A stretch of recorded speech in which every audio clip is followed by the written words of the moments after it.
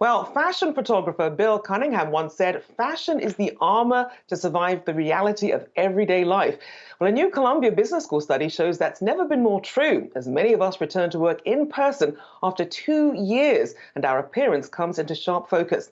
Well, let's welcome Erica Bailey, Columbia Business School PhD candidate, for more on this. So, first of all, what's the motivation behind this study, and what are you hoping comes from it in terms of real life application? Thank you so much for having me. The motivation behind this study is that attire is a choice that most of us make every single day. And what we wear sits at this interesting intersection between signaling who we are, our personal taste, our personal sense of style, and where we fit, both within our organizations and even the jobs that we have. So as a social scientist, we're really interested in looking at how attire impacts our psychological states, specifically when we're working from home in this weird phase where we're both working, but we're in the context of home. And we wanted to know which type of attire strategy was best for remote workers. Nice to see you, Erica. I conducted my own experiment today. Usually I'm in a coat and a nice shirt, and I went with the sweats today, expecting to feel, quite frankly, unprofessional, unenergetic, because I like being dressed up. It makes me feel more dialed into the work.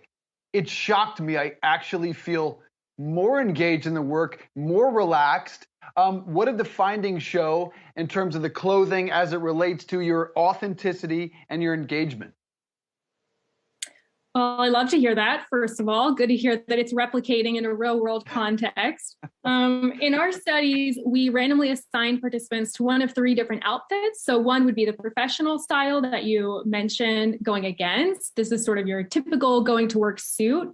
The other style is something more comfortable, what you would wear maybe on a weekend when you're relaxing at home. And the third was this novel strategy known as the Zoom mullet, where you're half dressed for work within the frame of the video camera and half dressed for home.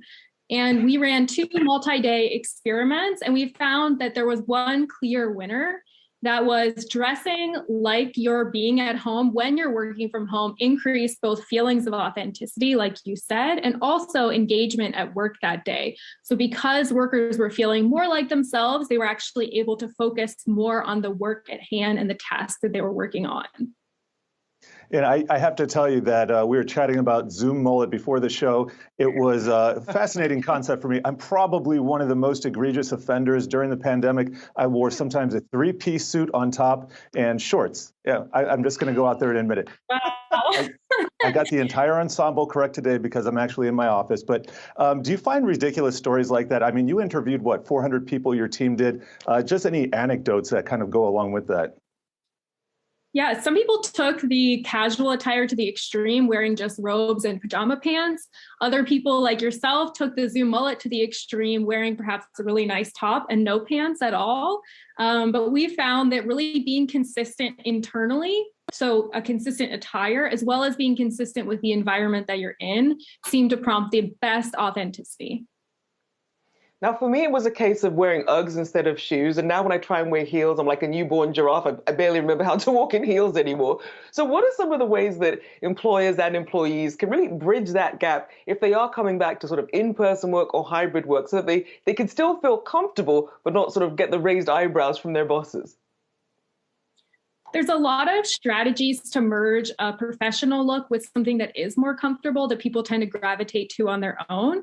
So the Patagonia sweat or the Patagonia vests are a good example of this, where it's both comfortable and relaxing, but it still can signal your organization with a logo or something like that. So I hope that organizations look for creative ways to let their workers dress more comfortably or more casually, something they would usually want to wear, with something that's organizationally appropriate. And it might even be as easy as relaxing our ideas of what we consider professional and signaling that it's okay to be yourself in what you're wearing. You're talking to our audience here. Half of them probably wear that Patagonia vest right now with their hedge fund patch right there. So are there situations, though, according to your research, where, and I believe you studied a third, it was authenticity, engagement, and power. Are there situations at which the formal dress does help in the workspace? We were surprised that power did not robustly happen as a result of dressing sort of in that power suit. or dressing like you would for the office. That's what prior research would suggest, that you want to dress for the job you want, dress for the person that you want to be, and to feel more powerful, maybe put on your power suit. But it didn't seem to have the same effect if you were working from home. I think people just kind of feel a little silly. We might be working, but work is a small part of our lives, especially if we're sitting at the kitchen table. So we didn't find robust effects on power from wearing that power suit. But it might also be that the power suit and the effects of the prior office are just far enough away in our minds. It's been 2 years since we had normal commutes and normal office experiences, and it might just be too far away to kind of latch back into. Well, we got to leave it there, but certainly appreciate the fodder for our discussion here. That was really fun. Erica Bailey, Columbia Business School PhD candidate.